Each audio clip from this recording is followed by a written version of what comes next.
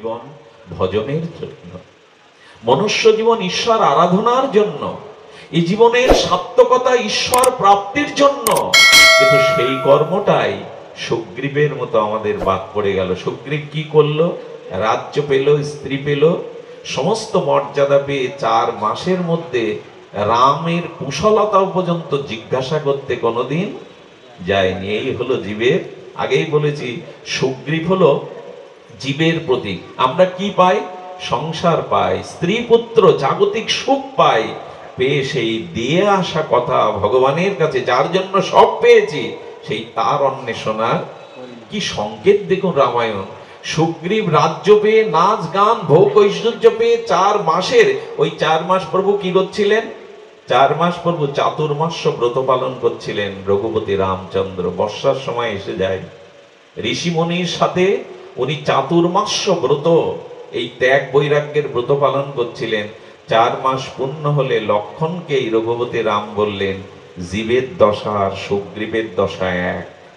জীব আমাকে কথা দিয়ে জগতে আসে, ঐশ্বর্য পেয়ে, যাকে আমি সকল কিছু অর্পণ করি, এই জগতের আলো বাতাস, অনন্ত বিশ্ব ব্রহ্মাণ্ড, দুর্লভ মনুষ্য জন্ম, স্ত্রীর প্রণয়, পুত্র কন্যার বিনয়, পিতামাতার স্নেহ, নির্মল বাতাবরণ, ফুলের গন্ধ, পাখির কণ্ঠে কলকাকলি, নীল আকাশ, সমুদ্রের অগাধ গম্ভীরতা, এসব তার জন্যই আমি সৃষ্টি করি। যে অথচ সে আমার দিকে তাকালো না, আমার দিকে চাইল না। সকল কাজের সময় আছে, আমার কাছে আসবার সময় নেই। রবীন্দ্রনাথ তার এক চরণে বলেছিলেন, আমার সকল দুঃখের প্রদীপ জেলে যেন সন্ধ্যায় তোমার কাছে নিবেদন করতে পারি। হৃদয় দেবতা আছো যে প্রাণে, মন যেন তাহা নিয়ত জানে।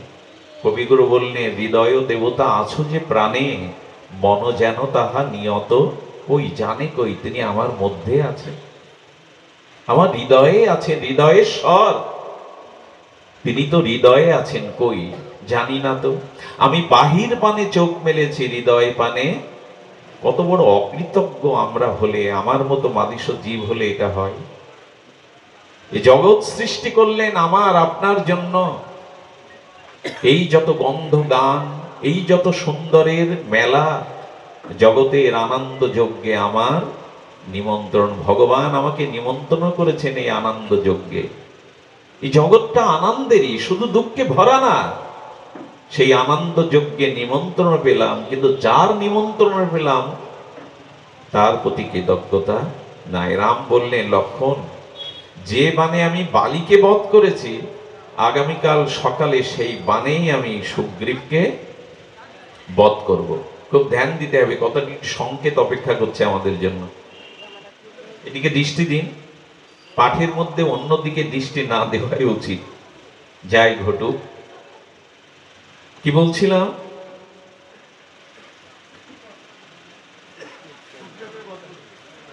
আমি আগামীকাল সকালে যে বানে বালিকে বধ করেছি, সেই বান তো আমার কাছে, অকৃতজ্ঞ সুগ্রীবকে আমি বধ করব। লক্ষণ হাসছেন, স্মিত হাস্যে অনুজ লক্ষণ বলছেন, আপনি বধ করবেন কখন বললেন? আগামীকাল সকালে। বললেন, আচ্ছা বধ করবেন আগামীকাল সকালে, না হয় এখন হলো না কেন? রামচন্দ্র সংকেত দিচ্ছেন, ক্রোধ যদি কখনো আসে, তবে সেটা বর্তমানে প্রয়োগ না করে ভবিষ্যতে প্রয়োগ করো। ক্রোধ যদি তোমার মধ্যে আসে, কি অপূর্ব সংকেত! ক্রোধ যদি তোমার মধ্যে আসে, তবে ক্রোধকে বর্তমানে প্রয়োগ করো না, ক্রোধের জন্য কিছুক্ষণ অপেক্ষা করো, সেটাই মঙ্গল। ভগবানের মুখ দিয়ে তো যা ব্যক্ত হবে তার ভিতরে তত্ত্ব থাকবে, মহিমা থাকবে। ভগবানের ক্রোধ হলো এখন, বললেন প্রভু জলের উপরে দাগ কাটলে জলটা দাঁড়ায় না।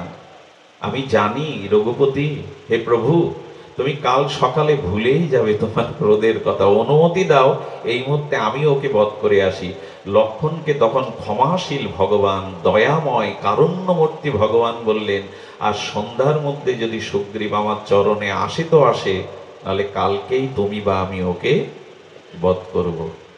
এখানে সুগ্রীবকে এই কথাটা কে স্মরণ করিয়েছিলেন জানেন? আমাদের আজ এই চরিত্রটা, এই আশ্রয়টা খুব দরকার। হনুমান দূরে দাঁড়িয়ে প্রভুর এই বার্তালাপ শুনেছিলেন। হনুমান গুরু তত্ত্ব, হনুমান সাধু তত্ত্ব, হনুমান ভক্ত তত্ত্ব। সেই ভক্তরূপ, সাধুরূপ, গুরুরূপ হনুমান সঙ্গে সঙ্গে সুগ্রীবের কাছে বললেন, নাচ গান রাখুন, নিজের প্রাণটা যদি বাঁচাতে চান এই মুহূর্তে আমার সাথে চলুন। ক্ষমাময়, করুণাময়, মর্যাদাময় ভগবানের চরণ ধরে ক্ষমা প্রার্থনা করুন। এই সুগ্রীবকে বাঁচানোর এই সুমার্গ দিগদর্শনটা আমাদের জীবনে সাধুগুরু তারাই দিয়ে দেয়, ভগবান না। ভগবানও যদি আমার প্রতি রোষ করেন, আমি কর্মফলে, অজ্ঞানতায়, মোহমায় যদি ভগবানকে দেওয়া প্রতিজ্ঞা ভুলে অধঃপতনে যাই, তবে অধঃপতিত জীবকে করুণা দ্বারা ভগবানের চরণে পৌঁছে দেওয়ার মধ্যে একমাত্র করুণা আছে সাধুগুরু বৈষ্ণবের। হনুমান পৌঁছে দিলেন, তাকে সংকেত দিলেন, যদি পিছিয়েই পড়ো সাধুগুরু বৈষ্ণবের করুণা নাও, তারাই তোমার প্রকৃত শোভাকাঙ্ক্ষী, মঙ্গলাকাঙ্ক্ষী, তারাই তোমার জীবনের কল্যাণ নিধান। এই জন্য সাধুগুরু বৈষ্ণব হলো করুণার আধার। শ্রীগুরু চরণ পদ্ম কেবলই ভকতি সদ্ম, তার চরণেই আছে ভক্তি, তার চরণেই আছে কৃপা। দেখুন, একটা কথা লিখে নেওয়ার মতো, স্বয়ং ভগবানের থেকে গুরুদেবের, সাধুর মধ্যে একটা মহিমা আরো বেশি হতে পারে নাকি? স্বয়ং ভগবানের থেকে কোন গুণ কারো বেশি হতে পারে? বলে একটি চরিত্র, পৃথিবীতে বিরল চরিত্র, অনন্য চরিত্র, ভগবানের থেকে একটি ক্রিয়া বা গুণে একজন বেশি, তিনি হলো ভগবানেরই কৃপা প্রতিনিধি শ্রী গুরুদেব। করুণাতে ভগবানের থেকে গুরুদেবের মহিমা আরো বেশি, করুণাতে, অন্য কিছুতে নয়। আমার যিনি মন্ত্রদাতা, দীক্ষা গুরু, তিনি পৃথিবী সৃষ্টি করতে পারবেন? পৃথিবী রক্ষা করতে পারবেন? পৃথিবী প্রলয় করতে পারবেন? এই ক্ষমতা আমার গুরুদেবের আছে। আমার গুরু ব্রহ্মা হোক, বিষ্ণু হোক, কিন্তু তার সৃষ্টি স্থিতি প্রলয়ের ক্ষমতা নাই। কিন্তু এক অর্থে গুরু আর কৃষ্ণ এক, মহিমায় সেটি একটি জায়গায়, করুণায়, কৃপাতে। ভগবানের থেকে প্রকট গুরুদেবের মধ্যে করুণাটা আরো বেশি। এই জন্য জীব যখন ভগবানকে ভুলে যায়, আধারের পথে চলতে থাকে, তখন করুণানিধি, কারুণ্য ঘন, ঘনাত্মক শ্রীমূর্তি, দেখুন মেঘ ভাসা ভাসা হলে তার থেকে বৃষ্টি আসে না, মেঘগুলো যখন জমাট বাঁধে তখন তার থেকে ঝড়ো ঝড়ো বৃষ্টি নামে। তো ভগবানের করুণাটা জগৎবাসীকে করুণা করবার জন্য যেন ঘন ঘনাত্মক করুণার মেঘ হয়ে ঘন ঘনাত্মক হয়, তারই নাম গুরুতত্ত্ব। কি মর্মাত্মিক শব্দটা শোনো। মেঘগুলো ভাসা ভাসা হলে তার থেকে বৃষ্টি নামবে না, মেঘ যখন ঘনীভূত হবে, গাঢ় হবে, তখন তার থেকে বৃষ্টির আশা করা যায়। তেমনি ভগবানের করুণা জীবের প্রতি বিশেষ রূপে যখন ঘনত্ব হয়, সেই কারুণ্য ঘন ঘনত্বং শ্রীমূর্তি হলো শ্রী গুরু। একটা ব্যাধি তৈরি হয়েছে আমাদের সনাতন ধর্মে, গুরুবাদটা কি অনেকেই স্বীকার করতে চান না। আমি আমার ক্ষুদ্র জ্ঞানে এইটুকু বলতে পারি, পৃথিবীতে যত জাতি, ধর্ম, বর্ণ আছে, সকলেই গুরুতত্ত্ব মানেন, সকলেই গুরুতত্ত্ব মানেন। সেটি মানেন হলো সমষ্টিভাবে। আমাদের পার্শ্ববর্তী যে 700 ইসলাম ধর্ম আছে, তারা ব্যষ্টি গুরু মানে না, তারা সমষ্টি গুরু মানে। অর্থাৎ তারা সমষ্টি গুরু বলতে তাদের রসুলই হলো তাদের সমষ্টি গুরু। এবং নির্দেশও আছে, যারা রসুলকে মানে না তারা আল্লাহকে মানে না, যারা রসুলকে পাবে না, স্বীকার করবে না, তারা আল্লাহকে। এইখানেই গুরুতত্ত্ব তারা স্বীকার করে গেল, রসুল হলো তাদের কাছে জগৎ গুরু, সমষ্টি গুরু। আমাদের ব্যষ্টি গুরু, কিন্তু তাদের সমষ্টি গুরু। খ্রিস্টানদেরও সমষ্টি গুরু যিশু। যদি পিতার কাছে পৌঁছাতে চাও, আগে পুত্রের কাছে এসো। যিশু নিজেকে ঈশ্বর বলেনি, পরমপিতা বলেনি, তিনি পুত্র বলেছেন। অর্থাৎ সমষ্টি গুরু তত্ত্বে খ্রিস্টানরাও যিশুকে সমষ্টি গুরু মেনেছেন। অবাক হতে হয়, বর্তমান এই শিক্ষার প্রচার হবার পরেও কিছু মানুষ নিজের সন্তানকে ভালো সঙ্গীতজ্ঞ করবে বলে সঙ্গীতজ্ঞের কাছে শিক্ষা নিতে পাঠায়, ছেলেকে ভালো জ্যামিতি শেখাবে বলে অঙ্কের মাস্টারের কাছে পাঠায়, ছেলেকে ভালো ক্রীড়াবিদ করবে বলে ক্রিকেট ফুটবলের কোচার রাখে। বলুন তো, গুরু ছাড়া, মাস্টার ছাড়া কেউ কখনো কোনো গুণ শিখেছে কিনা?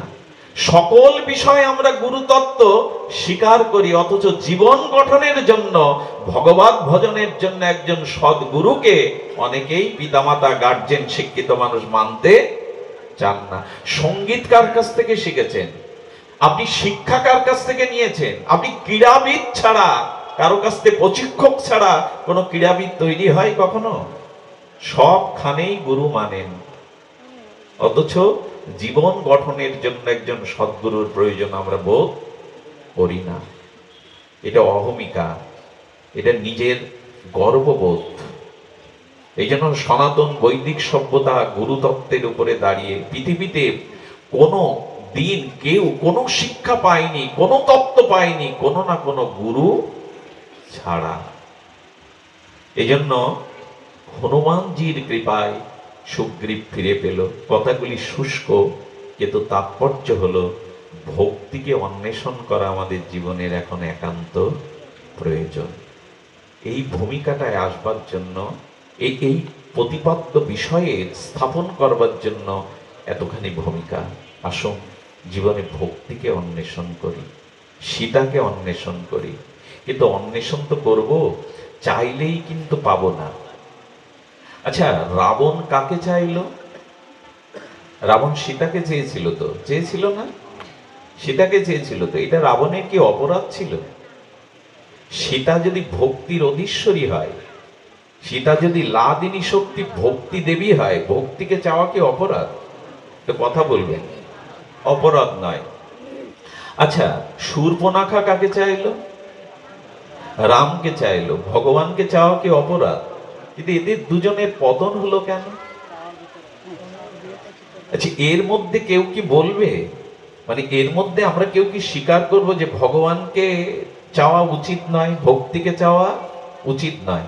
আর রামচন্দ্র স্বয়ং পূর্ণ ব্রহ্ম শাশ্বত ভগবান, তাকে তো চাইলো শূর্পণখা। তুমি এই অপরূপ মনোহর রূপ নিয়ে, জগৎ ভোলানো ভুবন মোহন রূপ নিয়ে দাঁড়িয়েছ, শূর্পণখা যদি তোমাকে চাই প্রভু, অপরাধটা কি? তা ভগবানকে চাওয়া অপরাধ নয়, ভক্তিকে চাওয়া অপরাধ নয়। কিন্তু এখানে রহস্যটা হলো এই, খুব মানে মর্মস্পর্শী রহস্য হলো এই, রামায়ণে মহাকবি বাল্মীকি জানালেন, যদি যদি ভক্তিকে বাদ দিয়ে ভগবানকে চাও তাহলে ভগবান পাবে না। শূর্পণখা, এই রাবণ ভগবানকে বাদ দিয়ে ভক্তিকে চাইছিল, অর্থাৎ ভগবান রামকে কখনো রাবণ স্বীকার বলল, ও হলো তপস্বী। আরে ভগবান হলে বাবা তাকে বনবাসে দেয়, বড় পুত্রকে? ভগবান হলে স্ত্রী হারিয়ে কেউ কাঁদে বনে বনে? ও একটা নর, সাধারণ। এই জন্য বাল্মীকি সংকেত দিচ্ছেন, রাবণ সীতাকে চাইলো, ভক্তিকে চাইলো, পেল না। এই কারণে ভগবানকে বাদ দিয়ে যারা ভক্তিকে চায় তাদেরও দশা রাবণের মতো হয়। আর শূর্পণখা ভক্তিকে চাইলো, কাকে বাদ দিয়ে? শূর্পণখা ভগবানকে চাইলো, কাকে বাদ দিয়ে? সীতা মাকে তো গলা টিপে মারতেই গেল শূর্পণখা, তুই বাধা, তুই পাশে না থাকলে রাম আমার হতো। তাই তো সংকেত দিচ্ছেন, ভক্তিকে বাদ দিয়ে যেমন ভগবান পাওয়া যায় না, ভগবানকে বাদ দিয়েও ভক্তিকে পাওয়া যায় না। এবং যদি ভগবানকে চাও, ভক্তিকে চাও, সেই চাওয়ার একটা দিগদর্শন শাস্ত্র সাধু বলে দিয়েছে, দম্ভ এবং ছল কপটতা ত্যাগ করে ভগবানকে চাও। কি অপূর্ব সংকেত! যদিও আমি প্রায়শ একটু লীলা কথা বলতে ভালোবাসি, কিন্তু এই দার্শনিক তত্ত্বগুলো আমাদের জীবনের অতীব প্রয়োজন। দম্ভ কাকে বলে জানেন?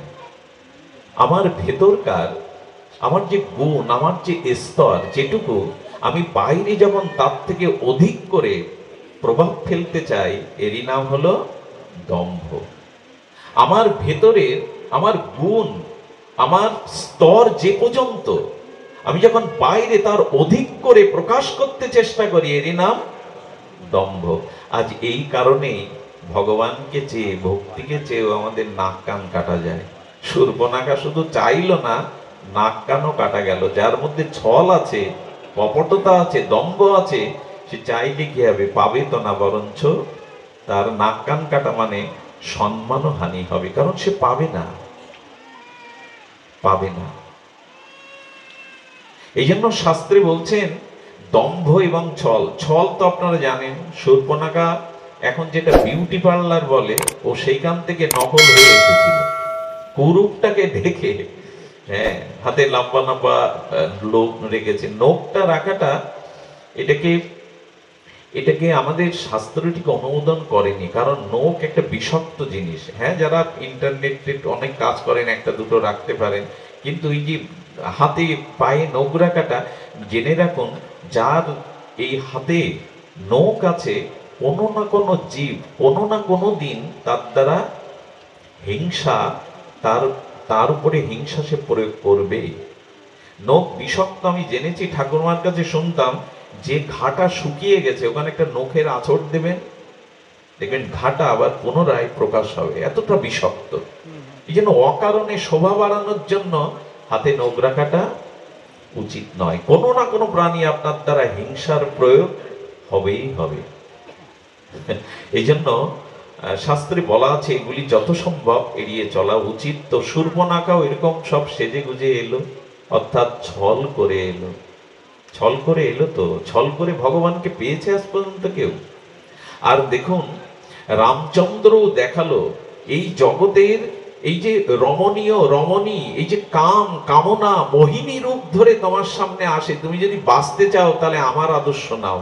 শূর্পণখা যতবার প্রেম নিবেদন করছে রামকে, যতবার সেই মোহিনী রূপ নিয়ে ভোলাতে যাচ্ছে, রামচন্দ্র ততবার সীতার দিকে তাকাচ্ছেন। যতবার শূর্পণখা রামের দিকে তাকায়, রাম মা জানকীর দিকে তাকিয়ে সংকেত দিলেন, যদি কামের হাত থেকে, এই মোহিনীর গ্রাস থেকে বাঁচতে চাও, তাহলে নিজের ভক্তিমতী স্ত্রীর দিকে চেয়ে থাকো, অন্য কোনো দিকে চেয়েও না। বারবার সীতা মায়ের দিকে তাকাচ্ছেন রামচন্দ্র। ভক্তির দিকে তাকাও, নিজের সহধর্মিনীর দিকে দৃষ্টি দাও, অন্যদিকে দৃষ্টি দিও না। এগুলো আমাদের জীবনের কথা, এগুলো আমাদের জীবনের এক একটা অধ্যায়ের কথা। তো আসুন আমরা ফিরে আসি। আজকে এইখানে আমরা ভক্তি অন্বেষণে যাব। তবে ভক্তি অন্বেষণের জন্য প্রথমে জানা দরকার, এই জগতে যারা ভক্তিকে না করিয়ে জীবনে অর্থবিত্ত মান সম্মান সংসার ভোগ বাসনা করাতে গেল, তাদের জন্য আমাদের আচার্যরা বলেছেন সে হীরা ফেলে কাজ তুলে দিল। যারা ভক্তিকে জীবনে, ভজনকে গ্রহণ না করে কামনা বাসনা বিষয় বৈভবকে পোড়াতে ব্যস্ত হলো, শাস্ত্র বলেছে তারা কি কি ফেলে দিল? হীরা ফেলে কাজ তুলে নিল। রাধারানীকে দর্শনের জন্য গোবিন্দ যখন যশোমতী মায়ের কোলে বর্ষণায় গেছে, রাধারানী গোবিন্দের অঙ্গগন্ধে বুঝতে পেরেছেন প্রাণনাথ এসেছে। আর রাধারানী প্রায় 1 মাস চোখ মুদ্রিত করে অন্ধ সেজে আছে, কারণ জগতে চোখ খুলেই যদি কাউকে দেখতে হয় তো আমি আমার প্রিয় পরমকেই দেখব, গোবিন্দকেই দেখব, জগতে আর কাউকে দেখব না। এই যে চোখ বন্ধ করে আছে, এতে কীর্তিদা সুন্দরী বিষভান রাজা মনে করেছে এত পুতুলের মতো আর এত তপ্ত কাঞ্চন সম বর্ণের মতো এত সুলক্ষণা মহালক্ষ্মীর মতো কন্যাকে পেয়েছি, কিন্তু জন্মান্ধ হলো রাধে। ওরা মনে করছে রাধারানী অন্ধ, কিন্তু রাধারানী অন্ধ। যদি নয়ন মেলে জগতে কাউকে দেখতে হয়, আগে তোমাকেই দেখব, জগৎকে দেখব না। আমি জগৎ দেখতে আসিনি, আমি জগতের মধ্যে, তোমার মধ্যেই জগৎকে দেখব, আর জগতের মধ্যেই তোমাকে দেখব। তো রাধারানী গোবিন্দের অঙ্গ, প্রিয়জনের পায়ের ধ্বনিও বোঝা যায়। খুব নিজ অনুরাগী জন যদি হেঁটে আসে না, তার পায়ের পদধ্বনিতে বোঝা যায় প্রিয়জন আসছে। বোঝা যায় কিনা? প্রিয়জনের অঙ্গগন্ধ বলে দেয় অন্তরঙ্গ প্রিয়। প্রিয়তার একটা গন্ধ আছে জানেন। কারো দুজনার মধ্যে যদি খুব অতীব নিষ্কপট প্রিয়তা থাকে, এই দুটো মানুষ এক জায়গায় হলে একে অপরের থেকে একটা অপার্থিব গন্ধ পায়। কথাটা পরীক্ষা করে দেখবেন, খুব শুদ্ধ ভালোবাসা যাদের মধ্যে আসে, যাদের অন্তরে খুব শুদ্ধতা কাজ করে, যে ভালোবাসার মধ্যে কপটতা ছল নেই, কামনার কলুষতা নেই, এই দুটো চরিত্র যখনই এক জায়গায় হবে দেখবেন ওই প্রিয়তার একটা সুগন্ধ ওই বাতাসটাকে মনোরম করে দেবে, পরিবেশটাকেই বদলে দেবে। এগুলো অনুভূতির কথা, বোঝানোর কথা নয়।